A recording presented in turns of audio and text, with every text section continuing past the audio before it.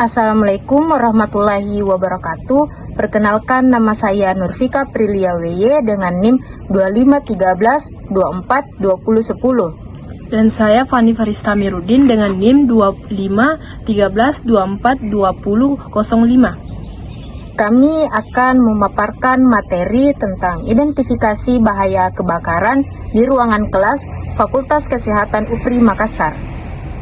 Dan berikut materinya. Gambaran umum lokasi. Observasi dilakukan di ruangan kelas aktif Fakultas Kesehatan UPRI Makassar. Ruangan dilengkapi meja atau kursi mahasiswa, meja dosen, papan tulis, proyektor, penerangan, serta beberapa stop kontak. Aktivitas harian dan perangkat elektronik menciptakan potensi bahaya kebakaran yang perlu dinilai dan dikendalikan. Tujuan: memastikan keselamatan pengguna dan kelangsungan proses belajar mengajar. Metode identifikasi. Yang pertama, observasi langsung di ruangan kelas. Yang kedua, dokumentasi foto. Yang ketiga, pengamatan kondisi lingkungan. Potensi bahaya kebakaran, ringkasan temuan: penutup instalasi listrik terbuka, box instalasi listrik rusak, kurangnya pemeliharaan, instalasi listrik dapat menimbulkan korsleting, APAR tidak tersedia, kurangnya alat pemadaman awal mengurangi kemampuan merespon kebakaran dini, penumpukan bahan mudah terbakar, kertas, kardus, dan bahan lain dapat mempercepat penyebaran api. Rambu evakuasi kurang, jalur evakuasi tidak jelas, dapat menghambat evakuasi cepat saat darurat. Faktor penyebab terjadinya kebakaran. Yang pertama, kurangnya inspeksi dan pemeliharaan instalasi listrik. Yang kedua, tidak segera dilakukan perbaikan setelah terjadi kerusakan pada box instalasi. Yang ketiga, belum dilakukan penyediaan APAR pada setiap ruangan kelas. Yang keempat, kurangnya pemenuhan sarana proteksi kebakaran sesuai standar. Yang kelima, belum dipasang rambu jalur evakuasi sesuai standar. Yang keenam, tidak tersedia peta jalur evakuasi di dalam ruang kelas. Yang ketujuh, sampah tidak dibuang secara rutin. Yang kedelapan, kurangnya kesadaran pengguna ruang kelas dalam menjaga kebersihan. Tingkat risiko berpotensi bahaya, menutup box instalasi listrik rusak risiko tinggi.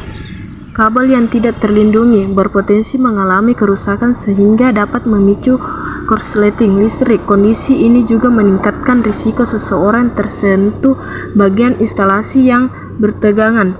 APAR tidak ada risiko tinggi. Tanpa pemadaman awal, api kecil cepat berkembang menjadi kebakaran besar. Rambu evakuasi kurang, risiko sedang, memperlambat evakuasi dan meningkatkan potensi korban jika kebakaran terjadi. Penumpukan bahan mudah terbakar, risiko sedang, menjadi bahan bakar tambahan yang mempercepat penyebaran api. Dampak potensial. Jika tidak dikendalikan, potensial bahaya dapat menyebabkan: yang pertama, korsleting listrik yang berkembang menjadi kebakaran. Yang kedua, struktural, kerusakan fasilitas ruang kelas dan peralatan pengajaran, gangguan proses belajar mengajar hingga penutupan sementara ruang. Yang ketiga, kerugian materi dan biaya perbaikan atau rehabilitas. Yang keempat, risiko cedera atau korban jiwa bagi mahasiswa, dosen, dan staf. Prioritas: mencegah sumber penyalaan dan memastikan deteksi dan evakuasi tepat. Rekomendasi pengendalian. Yang pertama, penyediaan APAR. Sediakan minimal 1 APAR terisi dan terpasang dekat pintu keluar setiap ruang kelas. Lakukan pemeriksaan berkala. Yang kedua, pemeliharaan instalasi listrik.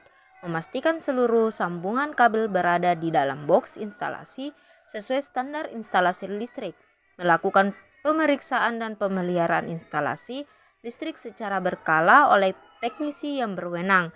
Yang ketiga, inspeksi berkala. Jadwalkan pemeriksaan instalasi listrik dan peralatan elektronik setiap 6-12 bulan.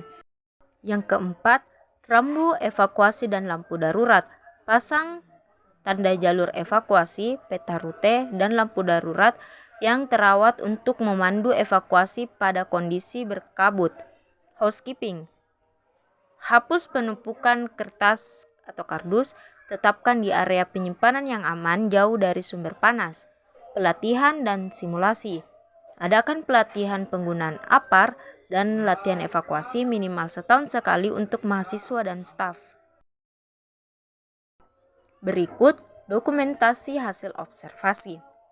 Untuk dokumen yang pertama, penutup instalasi listrik yang terbuka menyebabkan kabel dan sambungan listrik di dalam box lebih mudah terpapar debu, kelembapan, maupun benda asing. Untuk dokumen yang kedua, tidak tersedianya APAR di ruang kelas menyebabkan tidak adanya sarana pemadaman awal apabila terjadi kebakaran.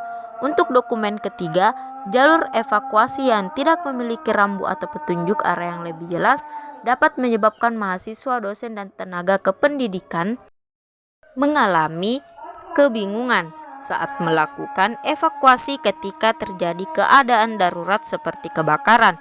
Dan untuk dokumen keempat, penumpukan sampah terutama yang terdiri dari kertas, kardus, plastik, dan bahan mudah terbakar lainnya dapat menjadi sumber bahan bakar atau fuel apabila terkena percikan api. Kesimpulan dan langkah selanjutnya, ruang kelas Fakultas Kesehatan UPRI Makassar memiliki beberapa potensi bahaya kebakaran terutama terkait instalasi listrik, ketiadaan APAR, kurangnya rambu evakuasi, dan penumpukan bahan mudah terbakar. Dengan menerapkan rekomendasi penataan kabel, penyediaan APAR, inspeksi berkala, pemasangan rambu, dan latihan evakuasi, risiko dapat dikurangi secara signifikan. Langkah berikut, susun rencana tindakan prioritas, perbaikan listrik dan penempatan APAR, dan jadwalkan pelatihan evakuasi dalam 3 bulan ke depan.